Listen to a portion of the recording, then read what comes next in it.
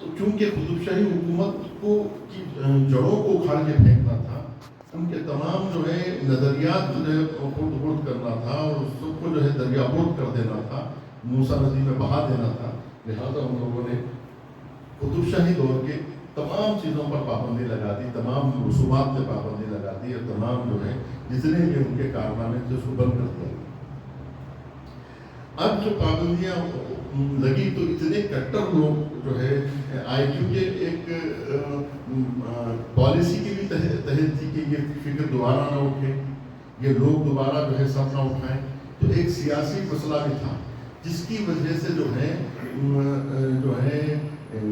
نظام حکومت اتفاق سے نظام کی جو حکومت ان کے مقابلے میں آئی تھی قطب شاہیوں کے، یہ بھی ساتھ ہی گزرے، یعنی نظام ہفتوں میں 7 نظام اول، نظام ثانی، ثالث، رابع، خامس، سادس اور سابع، نظام سابع کہا جاتا ہے۔ نظام سابع یعنی 7ویں نظام، جو عثمان علی خان کے نام سے مشہور تھے۔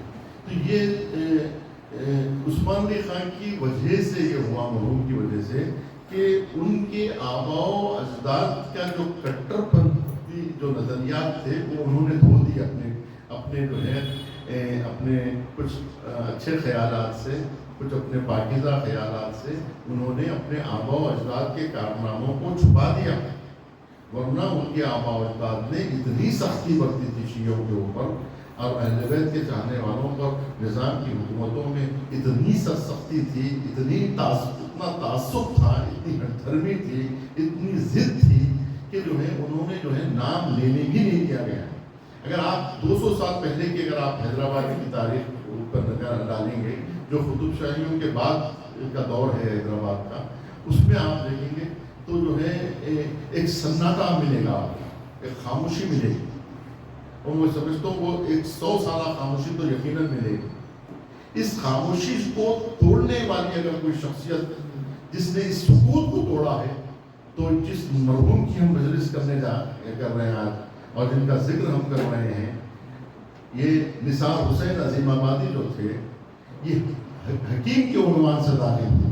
آج جو ان کی برسی کی یہ جو مجلس اس وقت جو ہے 6 شعبان المعظم کو دفتر مجلس علماء ہند میں یہاں حیدرآباد کی سرزمین پر میں جو پڑھ رہا ہوں، جن کی مزار جو ہے وہ میر مومن صاحب کے دائرے میں ہے، دائرے میر مومن میں جو ہے شاہ چراغ کے سرحانے واقع ہے۔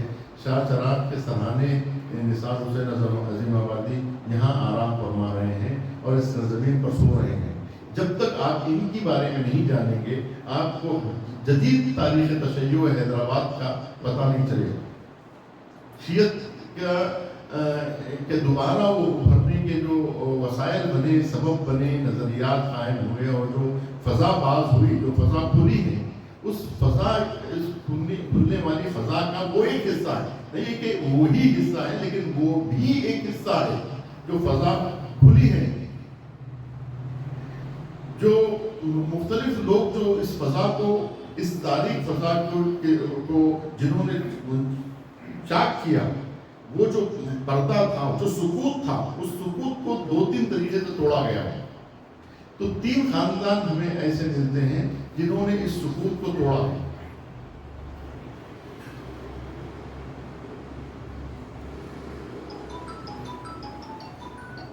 اور یہ ابھی کی بات ہے، یعنی ابھی آج جو ہم بات کر رہے ہیں 108ویں ہم برسی منا رہے ہیں، 108 برس پہلے وہ اس دنیا سے گزر چکے، یعنی برسی منائی جا رہی ہے وفات کے بعد۔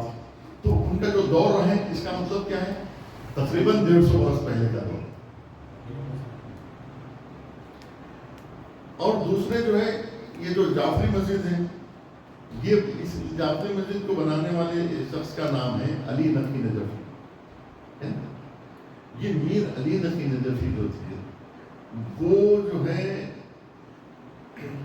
محمد علی صاحب کے فرزند تھے، میر محمد علی صاحب کے۔ یہ میر محمد علی صاحب کہاں سے آئے؟ یہ جو ہے نجف سے، عراق سے آئے، بیگن پلی، جسے بنگنا پلی۔ یہ بنگنا پلی جو حکومت تھی وہاں پر، وہاں جو ہے وہاں کے نواب نے جو ہے محمد علی صاحب کو دعوت دی ازہر سے عالم اپنی حکومت میں. محمد علی صاحب کے فرزند تھے علی نقی صاحب.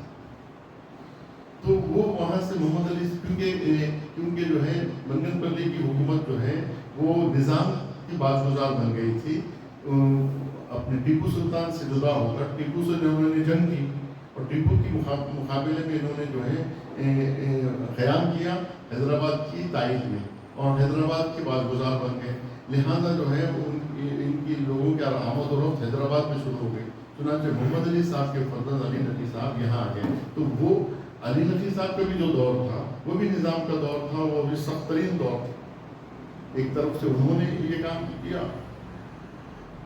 اب جو ہے مدراس سے کاکتال پور جو ہے وہاں جو ہے وہ بھی جو ہے عراق یا ایران کے سلسلے کے بزرگ تھے جو ہے میر شفیع صاحب. یہ جو ہے میر شفیع باقی یہ جو ہے وہ وہاں کاکتال پور جو مدراس کا حصہ تھا وہاں آئے تھے. اور ان کے جو ہے 45 کے قریب بھائی 40-45 بچے تھے. ان کے 3-4 زوجہ سے جو ہے ان کے 40-45 بچے تھے. آج جو میں پورے ساؤتھ انڈیا میں جو شیعت جو پھیلی ہے اس کا ایک نقشہ بتا رہا ہوں کہ یہ 3 طریقے سے یہاں پر. تو شفیع صاحب کی جو فرزند تھے, ایک فرزند کا نام جو ہے وہ غلام حسین صاحب تھا جو رضا صاحب کے دادا تھا. اور انہیں غلام حسین کے بھائی تھے برکت علی صاحب جو عبادت خانے میں جو ہے نماز پڑھاتے تھے, جو اولین جو امام میں سے تھے. تو یہ خود لفظ عبادت خانہ ہی اس دور کی کٹر پنتھی کی ایک علامت ہے کہ جہاں آسانی سے مسجد بنانا جو ہے وہ مشکل تھا. یہ نظام کی یعنی جو ہے پہلے دوسرے تیسرے چوتھے نظام تک کافی سختیوں کا دور گزرا. جب تک کوئی حیدرآباد میں آپ نہیں بتا سکتے کہ کوئی شخص یہ اپنے آپ کو شیعہ کہہ سکتا ہو. شیعہ نام سے یہاں رہتا تھا. جو ہوتے تھے وہ جو ہے گمنام ہوتے تھے بہت سارے لیکن چھپے تھے. اب بھی ہیں جو چھپے ہوئے ہیں وہ آج تک چھپے ہوئے. ایسا نہیں کہ نہیں ہے, آج بھی چھپے ہوئے ہیں اور اپنے گھر کے اندر جو ہے وہ تشیع ان کا باقی ہے. کتنی خانقاہیں میں آپ کو بتا سکتا ہوں, کتنے ایسے بزرگان ہیں جو واقعی سادات ہیں جو گھروں کے اندر جو بھی گھروں کے اندر ابھی تک تشیع میں ہیں وہ. تو بہرحال میں اپنی بات کو تمام کروں. ایک سلسلہ جو ابھی ادھر سے شروع ہوا جو ہے یہ نثار حسین عظیم آبادی جو آئے تھے. تو اس دور میں آپ اسی سے اندازہ لگا لیجیے, جب آپ ان کو بحر العلوم کہہ رہے ہیں, جب آپ ان کو جو ہے مجتہد کہہ رہے ہیں, ایک مرض تقلید کہہ رہے ہیں, ایک ایسی شخصیت جو آیت اللہ العظمیٰ کا درجہ رکھتی تھی, جو نجف کے بہت قابل علماء میں سے تھے, کئی جو ہے رسالے, کئی کتابوں پر حاشیے اور کئی کتابوں کی شرح اور کئی کتابیں انہوں نے جو ہے عربی اور فارسی کی جید کتابوں پہ حاشیے لگائے, شرح لکھی اور جو ہے اسی کے ساتھ جو ہے فقہ و اصول پہ انہوں نے جو ہے قلم چلایا اور جو ہے کئی کتابیں عمدۃ المعارف وغیرہ کتنی کتابیں لکھی جس پہ ان کو جو ہے مراجع سے اجازات ملے. ایک بہت جب اتنی بڑی شخصیت تھی تو پھر سوال یہ پیدا ہوتا ہے کہ وہ آنے کے بعد میں بحیثیت عالم کیوں نہیں آئے. یہ ایک سوال ہے. کیا کوئی ان کو پہچانتا ہے؟ بحیثیت عالم نہیں جانتے کیونکہ وہ عنوان حکیم آئے تھے. انہوں نے بتایا کہ میں ایک حکیم ہوں, حکیم کے عنوان سے وہ داخل ہوئے اور داخل ہونے کے بعد میں انہوں نے جو ہے شاگردوں کو تیار کیا جو امروہہ کے یا بہرحال نارتھ انڈیا کے, جو خود وہ جو ہے عظیم آباد پٹنہ کو کہا جاتا ہے. پٹنہ جو بہار کا پائیدارت ہے اس وقت, اس کا پرانا نام جو ہے عظیم آباد ہے. اگر آپ اردو ادب کی تاریخ میں پڑھیں گے کہ میر انیس جو ہے عظیم آباد گئے تھے تو اس مطلب پٹنہ گئے تھے, تو عظیم آباد یعنی پٹنہ آج کا, کل اس کو عظیم آباد کہا جاتا ہے. بہرحال تو وہاں کے یہ رہنے والے تھے, عظیم آباد یعنی پٹنہ کے رہنے والے تھے بہار کے. انہوں نے جو ہے جو شاگردوں کی تربیت کی تھی ان میں ان کے جو حیدرآباد میں جو بحیثیت عالم جو معروف ہوئے وہ میرن صاحب اللہ ابو الحسن میرن صاحب. ابو الحسن میرن صاحب کی پوری تربیت جو کی تھی وہ جو ہے نثار حسین عظیم آبادی نے کی تھی،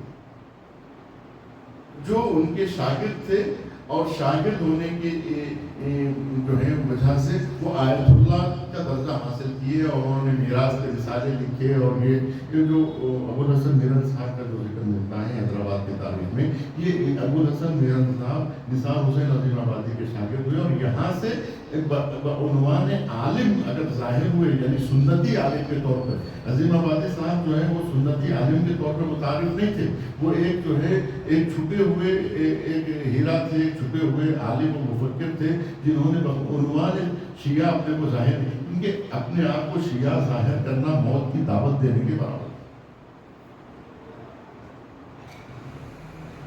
تو میرن صاحب نے، اور وہ تاریخ زیادہ پرانی نہیں ہے، زیادہ پرانی نہیں ہے، یعنی 115 سال 120 سال پہلے کی ہے، یعنی عظیم آبادی کی وفات کی آج جو مجلس ہو رہی ہے وہ 108ویں مجلس ہو رہی ہے آج۔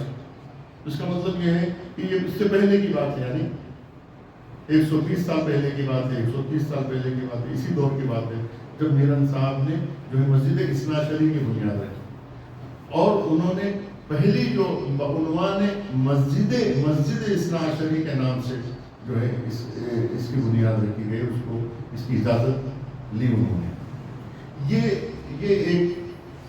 ایک طرف ہوا، اور دوسری طرف جو علی نقی صاحب تھے وہ محمد علی صاحب کے شاگرد تھے، جس طرح میرن صاحب عظیم آبادی کے شاگرد تھے۔ بہرحال ان لوگوں نے جو ہے یہ جو کارنامہ کیا، تو اس کو تاریخ میں دہرانے کی ضرورت ہے۔ کتنی عظیم شخصیتیں جو ہیں وہ دائرہ مومن میں مدفون ہیں، ان کا ذکر ہونا چاہیے، ان کی مجلس ہونی چاہیے، اور یہ کون کرنی ہے؟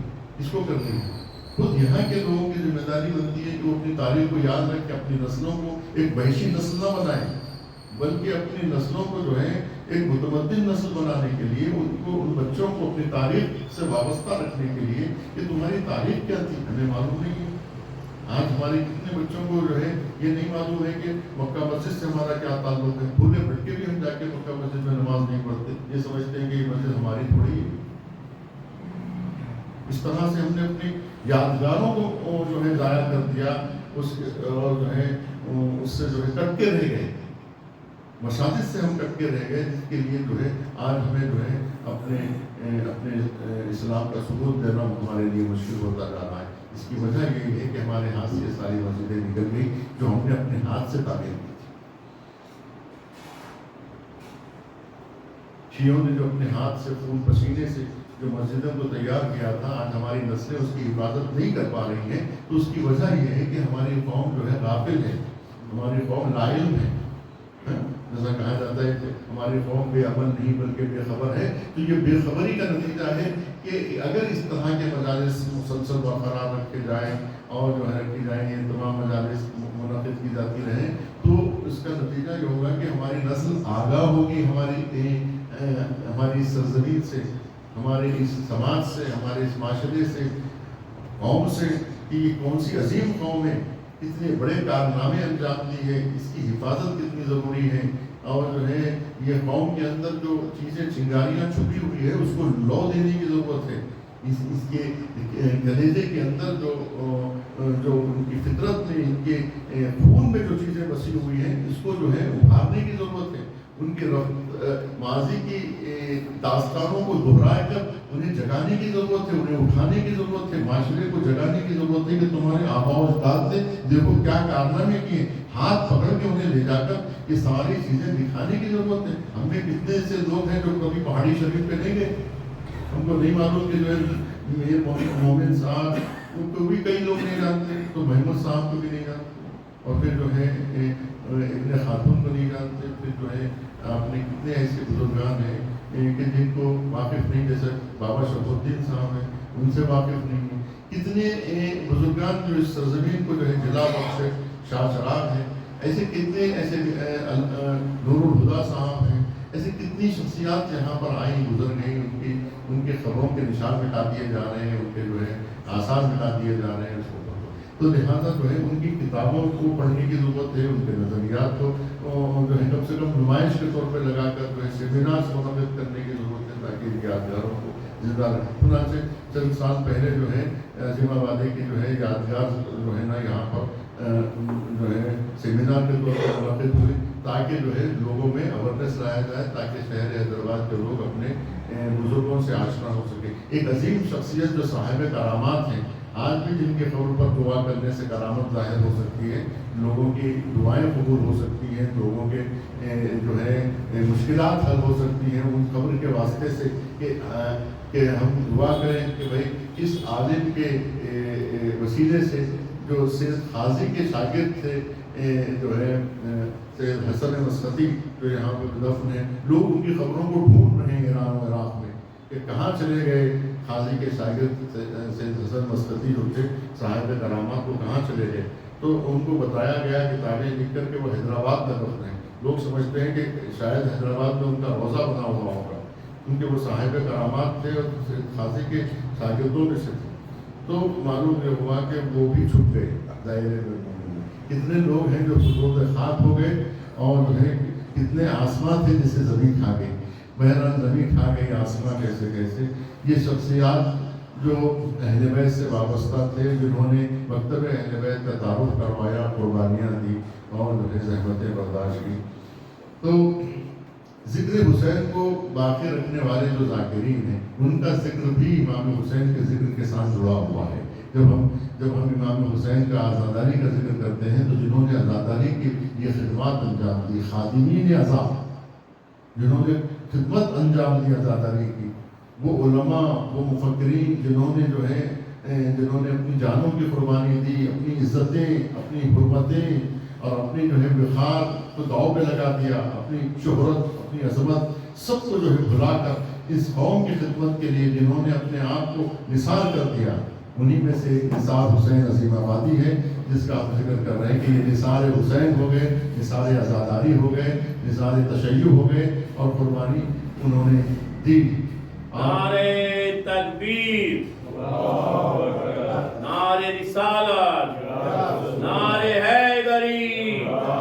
پہلے معصومین علیہ السلام برائے مغفرت کل شیعہ نے کرار, علماء اکرام, مراجع مکرم, مجتہدین, بالخصوص آیت اللہ سے نثار حسین عظیم آبادی و حیدرآبادی کو اور ان کے تمام اعلی علین جواہر معصومین جنت النعیم نعمت حضرت امام زمان علیہ السلام عطا ہونے کے لیے اپنے اپنے مرحومین کی مغفرت کے لیے بلند تر صلوات صلی اللہ محمد وعلی محمد. انہی فقہا میں, انہی جانثاران میں حسین ابن علی میں, حبیب ابن مظاہر میں تھے جنہیں لینے والا جو ہے نفس کا بیمار ہو سکتا ہے, اس کو کینسر ہو سکتا ہے, بیماریاں آ سکتی ہیں, آدمی مر سکتا ہے.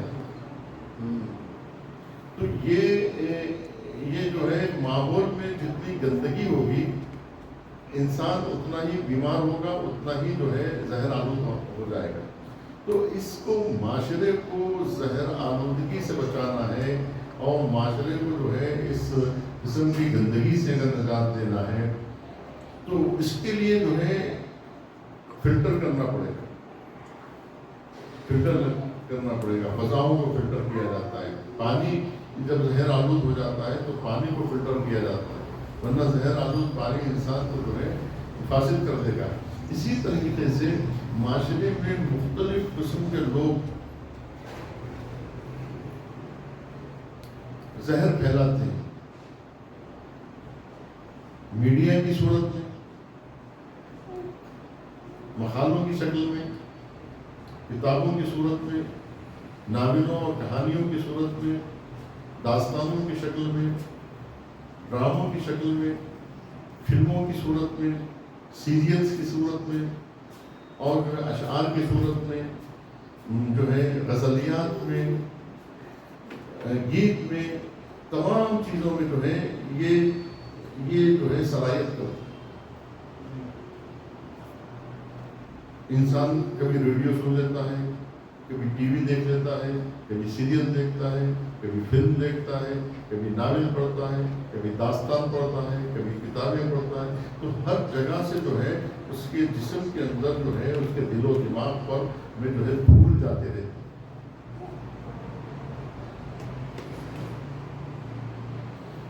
اور اس طرح کی دھول جو ہے جب جمنے لگتی ہے دل و دماغ کے اوپر تو انسان کی فکر کچ ہو جاتی ہے.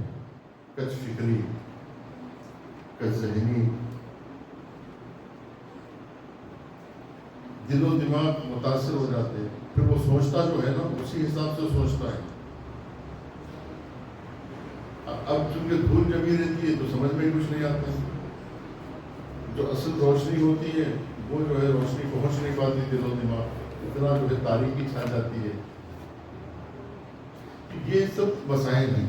ان چیزوں سے کس طرح سے عالم کا جہاد ہوتا ہے. اب ان تمام کتابوں، رسائل اور جو ہے ان تمام جو ہے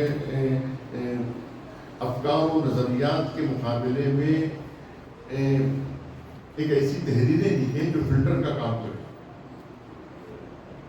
اس کو دھوئیں. چنانچہ مختلف میگزینوں میں جب مقالے چھپتے تھے تو شہید مطہری ایک مقالہ لکھتے تھے. وہ تمام میگزین کے اندر ان کا ایک مقالہ جو ہے پوری میگزین کو جو ہے فلٹر کر دیتا تھا، یعنی پوری میگزین کے افکار کو باطل کر دیتا تھا، اس کو پانی پھیر دیتا تھا، جیسا دھو دیتا ہے تو پوری میگزین کو دھو دیتا تھا ایک مقالہ. تو یہ کیا ہے؟ قلبی جہاد ہے. اسی لیے کہتے ہیں کہ علماء کے قلم کی سیاہی شہداء کے خون سے زیادہ جو ہے اہمیت رکھتی ہے. مداد العلماء افضل من دماء الشہداء. علماء کے قلم کی سیاہی جو ہے وہ شہداء کے خون پر بھی بھاری ہوتی ہے کہ اس سے جو ہے افکار کو زندہ کیا جاتا ہے، مردہ نظریات کو زندہ کیا جاتا ہے، خیالات میں روح پھونکی جاتی ہے، نظریات میں روح پھونکی جاتی ہے، عقائد اور افکار میں روح پھونکی جاتی ہے. یہ علماء ہوتے ہیں کہ جو باطل نظریات کا دفاع کرتے ہیں، مدافع دین ہوتے ہیں، جن کا کام جس طرح فوج کا کام ہوتا ہے. فوج کا کام کیا ہوتا ہے؟ بیرونی حملوں سے بچانا، اندرونی اختلافات کو دفاع کرنا. یہ دو جو ہے کام ہوتے ہیں جس سے ملک کی حفاظت ان کا اصل مقصد ہوتا ہے. فوج کا اصل مقصد کیا ہوتا ہے؟ فوج کا کام کیا ہوتا ہے؟ اگر باہر سے حملے ہو رہے ہیں تو اس کا دفاع کرنا ہے، ملک کی سرحدوں کی حفاظت کرنا ہے، اور ملک کے اندر جو داخلی اختلافات ہیں اس کو جو ہے رفع کرنا. تو ایک رفع کرنا ہے، ایک دفاع کرنا ہے. رفع کرنے کا مطلب یہ کہ کوئی چیز ہے اسے اٹھانا ہے. دفاع کرنے کا مطلب یہ کہ ایک چیز ابھی آئی نہیں ہے، آنے سے پہلے اس کو جو ہے روکنا ہے. آئی نہیں ہے مگر آنے سے پہلے اس کو روک تھام کرنا ہے. تو دفاع و رفع.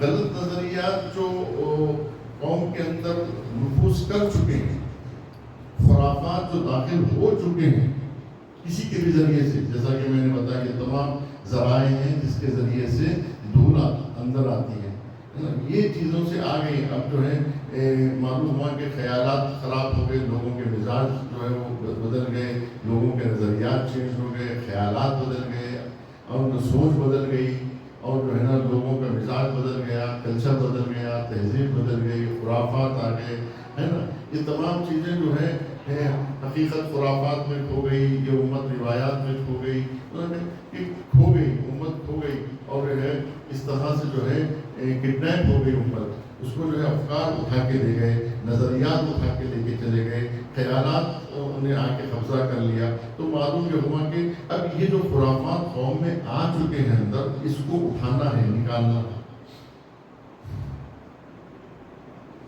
خرافات کو دھونا ہے. اب آپ یہ بتائیے کوئی آسان کام نہیں یہ سب چیزیں. لوگ کیا سمجھتے ہیں؟ عالم کا کام نکاح پڑھنا، طلاق پڑھنا، نماز پڑھانا اور جو ہے یہ تمام چیزیں سمجھتے ہیں. یہ سب جو ہے یہ پارٹ ٹائم جاب ہے، یہ اصل جاب نہیں ہے. یہ جو ہے اس سے اصل سے ہٹ کر ہے. یہ جو ہے وقت بچا تو کرنے والا ہے. اصل کام کیا ہے؟ علماء کی اصل ذمہ داری کیا ہے؟ دین کا دفاع. جو باہر سے جو افکار و نظریات آ رہے ہیں اندر، ملک کے اندر جیسا سرحدوں کی حفاظت ہوتی ہے، ویسے جو ہے باہر کے اقوام کے باہر کے لوگ جو اس قوم کے اوپر اٹیک کر رہے ہیں اور جو حملے کر رہے ہیں، فکری حملے، عقائد کے حملے، نظریات کے حملے، یہ جو ہے باقاعدہ جو ہے حملے کیے جاتے ہیں، اس کے اوپر جو ہے کڑی نظر رکھنے کی ضرورت ہے۔ تو کون ہے جو سرحدوں کی حفاظت کرے؟ اس کے اوپر جو ہے کڑی نظر رکھے کہ کون سی فکر غلط اندر نفوذ کر رہی ہے، اس کو روکا جائے کہ اندر داخل ہی نہ ہونے دیا جائے۔ تو اس پر تمام سرحدوں کے اوپر جو ہے چوکیوں، یہ جو کام ہے چوکیوں اور جو کام ہے حفاظت والا جو کام ہے، وہ فوج جو سرحدوں کی وہ کام جو ہے علماء کی ذمہ داری۔ اسی لیے کہتے ہیں علماء حصون الاسلام، اسلام کی جو باؤنڈریز ہے، جو حفاظت کرتے، خطے کی جو حفاظت کرنے والی جو فصیل ہوتی ہے، جو سرحدیں ہوتی ہیں، یہ جو ہے فصیلیں، وہ جو ہے علماء کا کام ہوتا ہے کہ اس ملک کو بچایا جائے، جس طرح سے جو ہے یہ باؤنڈریز بچاتی ہے، اسی طرح سے اسے بچانا، دین کو بچانا باہر کے لوگوں سے، ایک کام ہے۔ دوسرا کام یہ کہ قوم کے اندر جو خرافات پیدا ہو جاتے ہیں، اس کو جو ہے اس سے لڑنا۔ اگر جو ہے عالم اپنے علم کو اظہار نہ کرے، جب بدعتیں جو ہے وجود میں آنے لگے، قوموں میں جو بدعتیں وجود میں آنے لگتی ہیں، یہ بدعتیں کیوں وجود میں آتی ہیں؟ جیسے ہی جو ہے امر بالمعروف معاشرے میں ترک ہو جاتا ہے، ویسے ہی جو ہے یوں امر بالمعروف ترک ہوا اور ادھر جو ہے وہ خرافات پھیلنا شروع ہوئی۔ یہ کام مسلسل ہوتے رہتا ہے، مسلسل لوگ کچھ نہ کچھ جو ہے معاشرے میں لا کے چھوڑتے رہتے ہیں، میں یہ سنا، میں وہ سنا، ایسا ہونا چاہیے، ایسا ہی کرنا چاہیے، یہی بات صحیح ہے، یہی ہونا صحیح ہے، یہ کلچر صحیح ہے، یہ تہذیب صحیح ہے، اس کے علاوہ کچھ نہیں ہونا چاہیے، ایسا ہی ہمیں کرنا چاہیے، یہ ایسا ہی ہوتا رہا ہے، ہمارے خاندان کی رسم ایسی ہے، ہمارا رواج ایسا، یہ ساری باتیں ہوتی رہتی ہیں مسلسل۔ اب ان باتوں کو چھانٹے کہ کون سی چیز اس میں حلال ہے کہ حرام ہے، جو حرام ہے اس کو نکال کے باہر کرتے رہے مسلسل، اور جو مسلسل جو چیزیں آ رہی ہیں ان پر نظر رکھے کہ کون سی بہتر ہے، کون سی رہنی ہے، کون سی بات اور کون سی بات نہیں رہنی ہے۔ اس کا فیصلہ کون کرے گی کہ کون سی چیز رہنا ہے ہمارے معاشرے میں اور کون سی چیز نہیں رہنا ہے؟ یہ کام جو ہے وہ علماء کا کام ہے، وہ اپنے علم کی روشنی میں اپنے علم کو ظاہر کریں اور ظاہر کر کے بدعتوں کا مقابلہ کریں۔ جو نئی چیزیں داخل ہو رہی ہیں، اب نئی چیزیں دو طرح کی ہیں، ایک تو وہ چیز ہے کہ جو نئی نہیں ہے بلکہ پرانی تھی جو نہیں دکھ رہی ہے، پھر وہ نئی نہیں ہے، یعنی ایجاد کی ہوئی نہیں ہے، وہ تو پرانی سنتیں تھی جو مر چکی تھی، اس کو بدعت نہیں کہتے۔ بدعت وہ چیز ہے کہ جو من گھڑت چیزیں ہیں، جو اسلام میں نہیں ہے، جو دین میں نہیں ہے، اس کو جو ہے گڑھا گیا ہے بنام دین۔ یہ کہہ کے نہیں گڑھا گیا ہے کہ یہ میں کر رہا ہوں، نہیں، یہ دین کا حصہ سمجھ کے کوئی چیز کو داخل کیا جائے، بنام دین کسی چیز کو دین میں داخل کیا۔ تو اب جب بنام دین میں داخل کیا جا رہا ہے تو اب یہ چیز ہوگی بدعت۔ اب ان بدعتوں پر نظر کون رکھے گا؟ عالم، اور عالم جو ہے اپنے علم کو اس وقت ظاہر کرے گا اور ظاہر کر کے اس بدعت کا مقابلہ کرے گا، اس کو جڑ سے اٹھا کے پھینکے گا۔ تو یہ جو کام ہے یعنی فوجیوں کا کام، وہ کام جو ہے علماء کا کام ہوتا ہے، اور یہ جو ہے بہت سخت ترین کام ہے۔ اس کے لیے جو ہے علم بھی چاہیے، اور علم کے ساتھ اس میں جو ہے جرأت اظہار بھی چاہیے، اور پھر تقویٰ بھی چاہیے۔ بہت سارے لوگ ہیں اچھی باتیں کہتے ہیں لیکن جو ہے وہ اخلاص سے نہیں کہتے، اس کی بنیاد جو ہے شہرت ہوتی ہے، اچھی باتوں سے بھی شہرت حاصل کرنا مقصد ہوتا ہے، اس لیے تقویٰ بہت ضروری ہے۔ تو علم و تقویٰ اور جرأت اظہار، یہ تمام چیزیں ایک ساتھ جمع ہونی پڑتی ہیں، تب کہیں جا کر کوئی عالم جو ہے اپنے علم کی کاشت کر سکتا ہے اذہان میں، افکار میں اور جو ہے قلوب میں، تو جو ہے اس سے جو ہے معاشرہ سماج بنتا ہے، معاشرہ بنتا ہے اور سوسائٹی بنتی ہے، اور وہ سوسائٹی جو ہے انہی افکار کی جو ہے اس چمن سے جو ہے آباد ہوتی ہے. تو یہ بہت بڑا مشکل دہ کام ہے.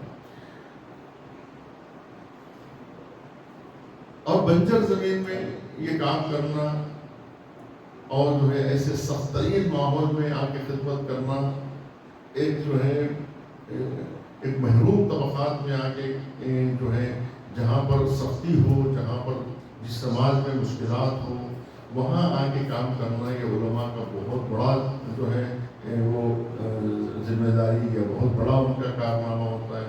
یہ بہت بڑی ان کی جرأت ہوتی ہے، یہ ان کا حوصلہ ہوتا ہے، ان کی ہمت ہوتی ہے کہ وہ ایسے مقامات پر جائیں. جیسے ہندوستان میں شہید ثالث آئے تھے اور یہاں پر آ کر جس طرح سے انہوں نے خدمت انجام دی، کن مشکلات کے ساتھ جو ہے دین کا بیج اس سرزمین پر اگایا. آج جو ہندوستان میں شیعت کا چمن لہرا رہا ہے، یہ شہید ثالث کی جو ہے کوششیں، کاوشیں حتیٰ پاکستان میں ہو کہ ادھر کے ہندوستان میں بیچ دہلی میں جو مرکز تھا ہندوستان کا، جہاں کی سرحدیں جو ہے کشمیر سے کنیا کماری اور وہاں سے سرحد سے جو ہے بنگال تک، اور بنگال سے جو ہے کشمیر تک، یہ تمام اتنی بڑے ہندوستان میں وہاں جو ہے آگرہ جہاں مرکز تھا مغلیہ سلطنتوں کا، وہاں پر بیٹھ کر شہید ثالث نے ادھر والے لاہور تک اور ادھر جو ہے جنوب و شمال تک انہوں نے شیعت کی ان کو جس طرح سے پھیلایا ہے، جس طرح سے مغلیہ دور میں اتنی سخت ترین دور میں انہوں نے جو کچھ کام کیا ہے، وہ ایک تاریخ کا حصہ ہے. یعنی علماء کی جو کاوشیں ہیں اور وہ ان کی جو محنتیں ہیں وہ آج تک پھل دے رہی ہیں. جو انہوں نے بیج اگائے تھے وہ آج تک پھل دے رہے ہیں.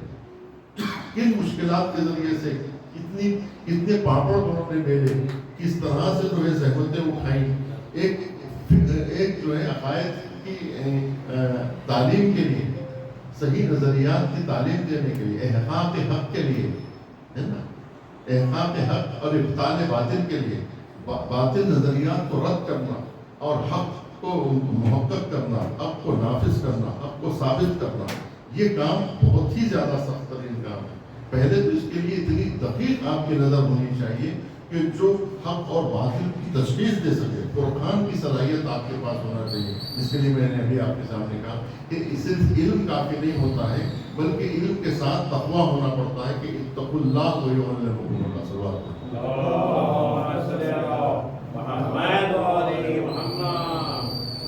اتقوا اللہ ویعلمکم اللہ، کہ تم تقویٰ اختیار کرو، اللہ تمہیں علم عطا کرے گا. اتقوا اللہ ویعلمکم اللہ، کہ وہ تقویٰ، وہ علم جو تقوی کے ذریعے سے حاصل ہوتا ہے،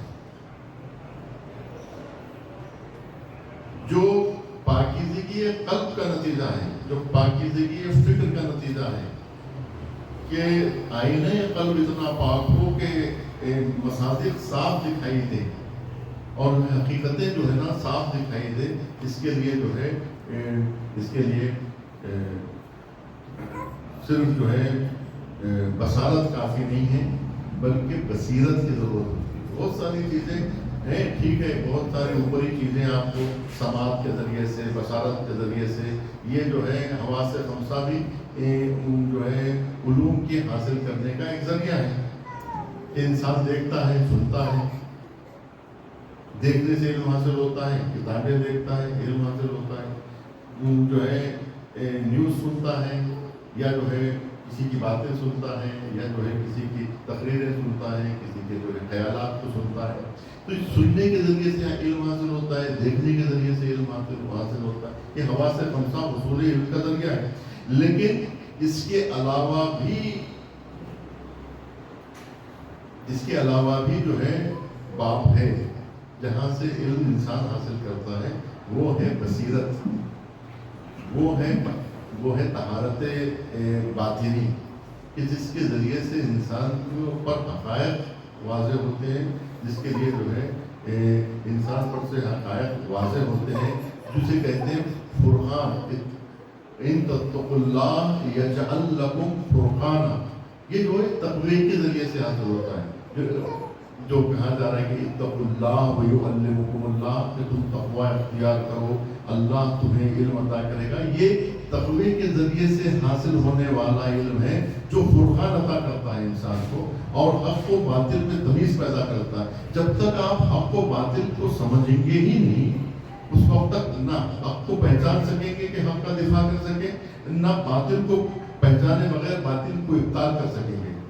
وہ کتاب جس نے جو ہے شہید ثالث کی شہادت کا سبب بنی، وہ کتاب احقاق الحق و ابطال الباطل تھی. کہ شہید ثالث نے احقاق الحق نامی کتاب لکھ کر جو یہ اپنے خیالات کا اظہار کر دیا، سچے نظریات کا اظہار کر دیا، اور وہ کتاب جب پہنچی تو وہی ان کے لیے قتل کا سبب بنی. تو مطلب یہ ہوا کہ واضح ہوا کہ یہ جو قلم ہے یہ قلم نہیں ہے بلکہ تلوار سے زیادہ جو ہے کاری ضرب ہے جو دشمن کو لگائی جاتی ہے، جس میں افکار کاٹے جاتے ہیں، نظریات کی دھجیاں اڑائی جاتی ہیں. تو اس سے جو ہے جہاد بالقلم ہوتا ہے.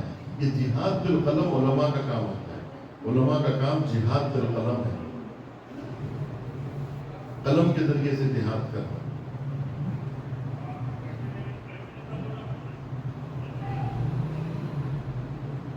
یہ قلمی جہاد جو ہے وہ بہت سخت جہاد ہے. یہ اس جہاد کے لیے علم ہونا ضروری ہے، اور وہ بتایا کہ علم کے لیے وہ علم ہونا جو بصیرت والا علم ہے، وہ علم ہونا چاہیے جو جلائے قلوب کے ذریعے سے حاصل ہوتا ہے، طہارت قلب کے ذریعے سے حاصل ہوتا ہے، طہارت فکر کے ذریعے سے حاصل ہوتا ہے. اور اس کے لیے جو ہے گناہوں کو دھونا پڑتا ہے، باطل نظریات کو دھونا پڑتا ہے، پھر کہیں جا کر جو ہے وہ حقائق جو ہے واضح ہوتے ہیں. ورنہ جو ہے جس طرح سے جو ہے چاند پہ گہن لگتا ہے، سورج پہ گہن لگتا ہے، اسی طرح سے فکر پر بھی گہن لگ جاتا ہے، اور جو ہے اندھیرا چھا جاتا ہے کہ کوئی چیز انسان کو سمجھ نہیں آتی. تو اسی طرح سے جیسے حالات جو ہے ہندوستان کے تھے، ویسے ہی کچھ حالات جو ہے نظام سلطنت میں حیدرآباد کے ہو گئے تھے.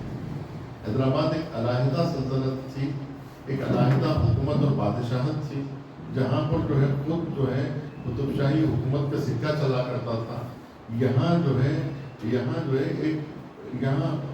بادشاہت تھی، نہ یہ کہ کوئی وزیر اعظم ہو، کوئی جو ہے یہاں کوئی نمائندہ ہو حکومت کا، ایسا نہیں تھا، بلکہ یہاں خود حکومت تھی.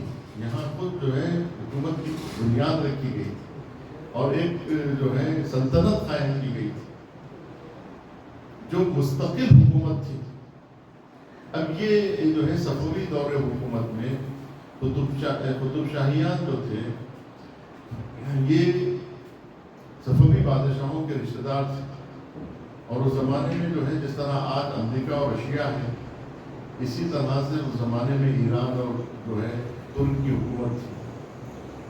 ترکیوں کی وہاں حکومت تھی خلافت عثمانیہ، اور خلافت عثمانیہ کے مقابلے میں یہاں جو ہے صفویوں کی حکومت تھی.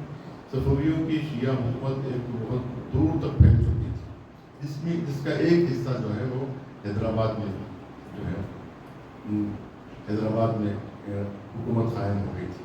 اور جب شیعہ حکومت یہاں قائم ہوئی ہے تو ہم کو چاہیے کہ یہاں جو ہے مختلف سیمینار جو ہے قطب شاہی دور حکومت کے مختلف بہانوں سے، چاہے جو ہے وہ محمد قلی قطب شاہ کے نام سے ہو یا قطب شاہیہ سلطنت کے کسی حوالے سے ہو، چاہے وہ خیر النساء بیگم کی مجلس سے ترہیم ہو، چاہے جو ہے حیات بخشی بیگم کی مجلس سے ترہیم کے عنوان سے ہو، یہ جو ہے کسی بھی عنوان کو بہانہ بنا کر قطب شاہی حکومت کے دور کو جب تک جو ہے ہماری نسلوں کو بتایا نہیں جائے گا، ہم اپنی عظمت رفتہ کو بھول جائیں گے، ہم اپنی جو ہے شوکت ماضی کو بھول جائیں گے. جو قومیں شوکت ماضی کو بھول جاتی ہے وہ سر جھکا کے پیدا ہوتی ہے، اور جو قومیں اپنی ماضی کی شوکت سے آگاہ ہوتی ہے وہ سر اٹھا کے جیتی ہے اور اپنے پورے جو ہے اعتماد کے ساتھ جیتی ہے. تلوار پڑھو.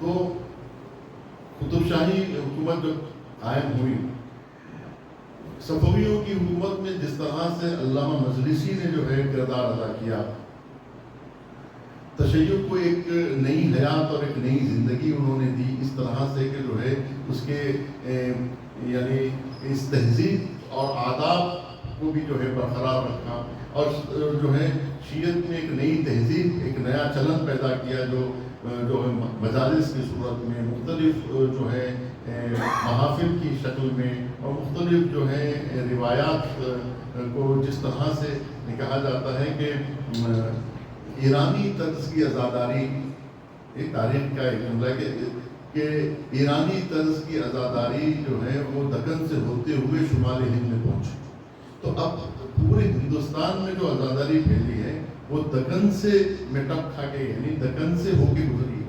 تو یہ آئی کہاں سے؟ یہ آئی صفویہ دور حکومت سے۔ صفویہ دور حکومت کے یہ جو آج آپ علم وغیرہ تعزیے جو دیکھ رہے ہیں، یہ جلوس عزاداری کے لیے ایک قسم کی جو شکل دی گئی تھی، اس کی ایک حیت دی گئی تھی، یہ تمام جو چیزیں وجود میں لائی گئی، یہ سب جو ہے علامہ مجلسی کے دور میں ہوا، اور وہ چیز جو ہے وہ یہاں پر آئی تاکہ فروغ عزاداری کے لیے جو ہے ان کے ذہن میں جو کچھ چیزیں آتی تھی فروغ عزاداری کے سلسلے میں، وہ انہوں نے انجام